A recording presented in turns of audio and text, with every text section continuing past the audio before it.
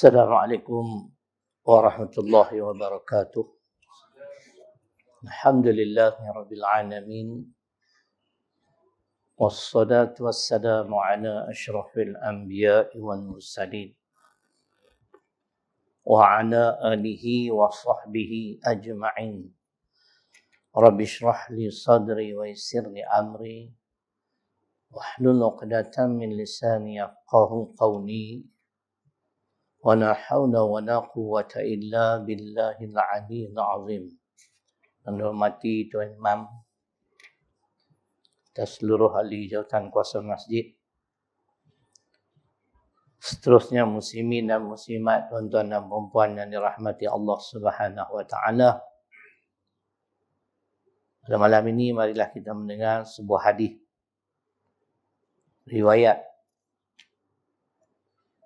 Imam Tirmizi,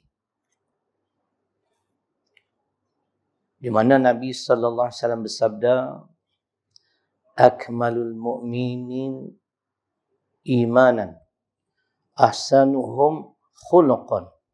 Rawahu Tirmizi. Maksudnya, orang mukmin yang paling sempurna imannya adalah orang yang paling baik akhlak. Nabi SAW sendiri, Allah menyanjung beliau di dalam Al-Quran tentang akhlak beliau. Sebagaimana termaktub di dalam surah Al-Qalam pada ayat yang keempat. Wa innaka la'ala khuluqin azim. Sesungguhnya engkau Muhammad SAW benar-benar memiliki akhlak budi pekerti yang agung. Ditanya kepada Aisyah radhiyallahu anha, apakah akhlak Muhammad? Hadis riwayat Imam Bukhari. Kana khuluquhul Quran. Akhlak Muhammad itu ialah Al-Quran. Apa dia, tuan-tuan? Maksudnya, Nabi sallallahu alaihi wasallam tidak pernah menyalahi perintah yang terkandung dalam Quran. Itu akhlak beliau. Suruhan yang terkandung dalam Al-Quran, beliau laksanakan. Larangan, beliau tinggalkan. Itulah maksud akhlak Al-Quran. Kalau kita nak ambil contoh, Allah Subhanahu Wa Taala berfirman dalam surah Al-Fatah, surah ke-48 pada ayat 29, ayat terakhir. Muhammadur Rasulullah walladzina ma'ahu asyidda'u 'alal kuffar ruhama'u bainahum. Maksudnya, Muhammad sallallahu alaihi wasallam pesuruh Allah itu dan orang-orang yang bersama-sama dengannya, para sahabat yang mulia dan beriman itu, sikap mereka, akhlak mereka, mereka keras dan tegas terhadap kafir yang menentang Islam. Tetapi mereka berlemah lembut, berkasih sayang sesama orang-orang Islam. Malangnya, kita tidak mengikuti apa yang disarankan oleh Allah. Tengok apa yang berlaku dalam negara kita kebelakangan ini. Agama kita dihina pagi, petang, siang, malam. Sehingga kan pada 15 hari bulan 4 2021, hari Khamis, TV Malaysia menyiarkan bagaimana ada dua orang hamba Allah ni yang mereka ini mendakwa mereka dipukul kerana berpuasa. Di mana kita, tuan-tuan? Di mana sensitiviti kita? Tuan-tuan. Sehingga kan orang kafir begitu berani.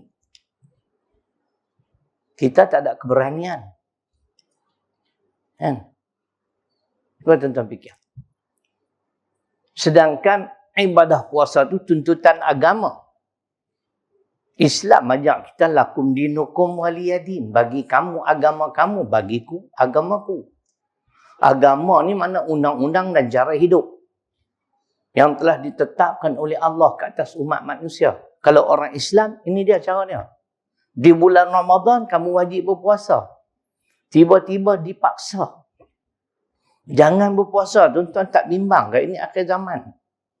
Saya bimbang kalau orang Islam yang lemah iman. Akhirnya mereka akan ikut, mereka akan turut. Kerana mereka cari makan.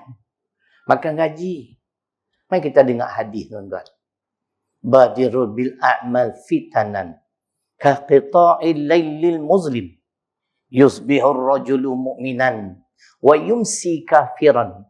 Aw yumsi mu'minan. Wa yusbihu kafiran. Yabi'u dinahu bi'aradin minad dunya. Baru 6 minit. Saya dipahamkan 15 minit. Tazkirah, tak boleh banyak-banyak. Oh, tu. Apa dia yang buat tu? Tak boleh banyak-banyak. Di semayang tarawih malam ni seronok. 2 ayat, rukuk. 2 ayat, rukuk. Suara dah lah sedap. Kan?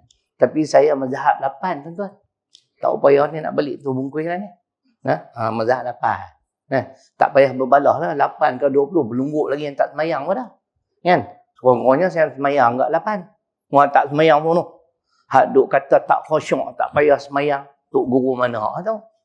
Rambut dreadlock. Tok Bilal faham dreadlock. Dreadlock. Tak rambut tak tahu. Saya pun tak tahu. Keluar fatwa pula. Kalau tak khusyuk, tak payah semayang. Apa ni? Quran terang-terang sebut. Hadis Nabi pun terang-terang kata orang yang tak semayang kufur. Quran kata akan ditempatkan di dalam neraka Saqar. Ma salakakum fi Saqar. Qalu lam nakum minal musallin. Tu dia dalil, tuan-tuan. Orang tak semayang ni tak ada tempat dah. Kalau dia tidak bertaubat sebelum mati dan dia tidak beramal, terus ada mimpi nak dapat keampunan Allah. Nak dapat keampunan Allah, syarat dia taubat dan beramal. Taubat tak cukup. Dia wajib beramal. Dari Quran Ali Imran 89. Illal ladzina tabu min ba'di dzalik wa aslahu fa innallaha ghafurur rahim. Kena ingat tu. Banyak orang kata taubat lah, Allah Maha Pengampun. Saya tak nafi Allah Maha Pengampun, tapi ada syarat. Mesti kita memperbaiki amalan-amalan kita. Kalau dulu kita tak semayang lah, kena semayang lah, taubat. Jadi kembali pada tadi, amat malang, tuan-tuan. Mereka diberi kebenaran, ikat jamin. Kita tak tegas. Berapa banyak dah isu di dalam negara kita orang bukan Islam, menghina agama kita, menghina Nabi kita, menghina cara solat kita. Ada video saya tengok. Pakai seluar pendek Cina. Kapit Harbi lah tu. Sebab tu dalam ayat tadi saya baca, surah Al-Fatah, kafir yang memusuhi Islam ni kita kena keras dan tegas. Ni kena faham. Nak dalil Quran? Ada. Karena dia memerangi agama kita. Innama yanhakumullahu 'anil ladzi naqatalukum fid din. Mumtahanah Imam. Apa Quran? Sedap semua. Orang menang sini. Lepas ni nak import balik di tempat saya pula sekali tahun depan. Boleh booking siap-siap.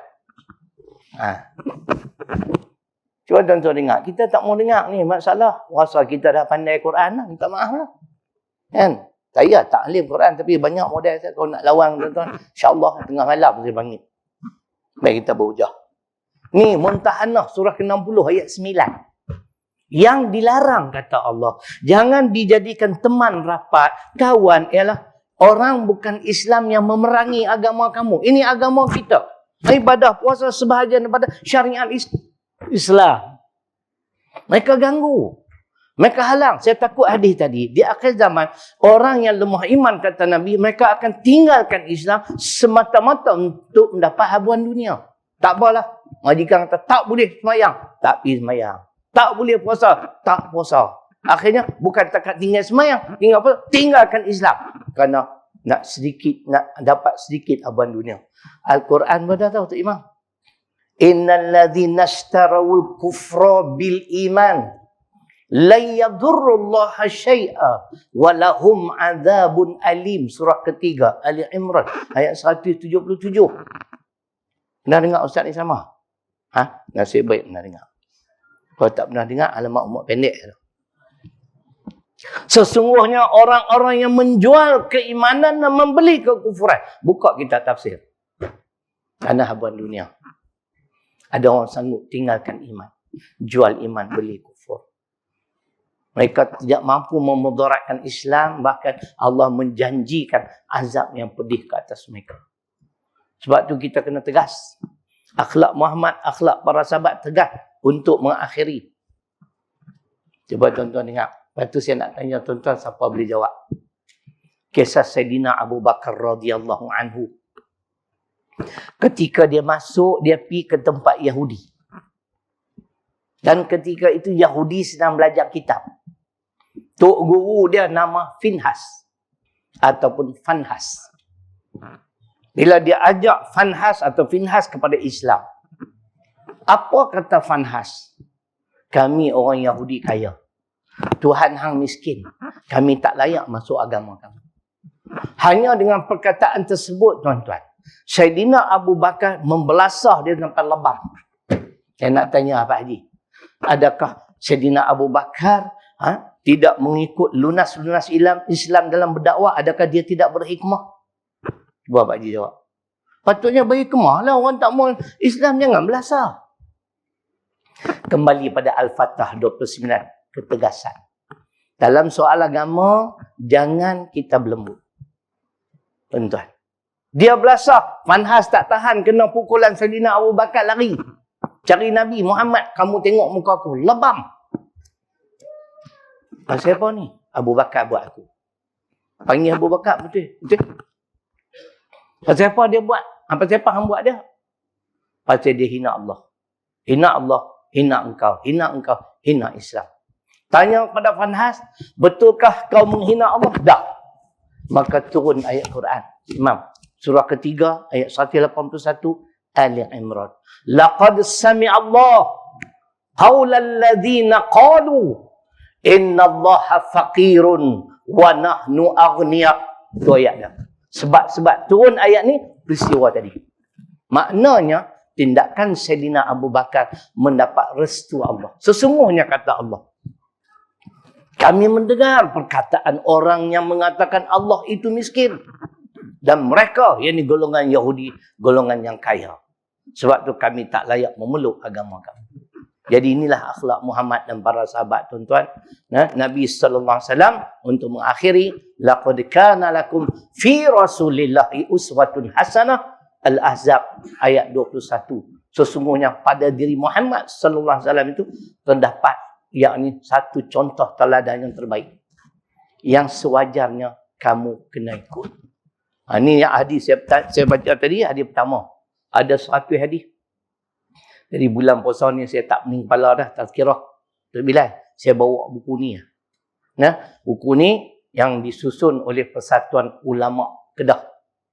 Yang mana yang berbahagia Ustaz Alias bin Cik Nus, tuan-tuan kenal kan? Imam Masjid Kampung Raja. Dia yang susun. Bila saya tengok-tengok, Masya Allah, model saya bawa tiap malam, tak duduk fikir kan? Hari satu malam, satu hadis. Jadi kalau tuan-tuan rasa nak bantu Persatuan Ulama Kedah, saya mazhab 8, saya nak keluar lah lagi.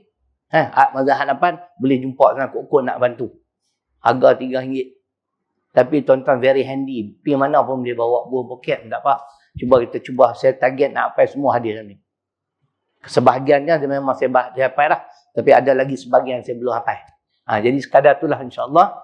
Mudah-mudahan memberi manfaat kepada kita bersama. Mana-mana jemaah hari mazhab 8 tu, kalau rasa nak ni, saya ikut saya. Dan ada produk-produk tahfiz mutmainah. Sekolah yang saya urus tu insya-Allah. Kat sana kita bagi 10 minit. Mudah-mudahan Allah Subhanahu Wa Taala melimpahkan rahmatnya pada kita semua, ribuan kemaafan. Aqulu qawli hadza wa astaghfirullahal ladzim li wa lakum. Assalamualaikum warahmatullahi wabarakatuh. Terima kasih.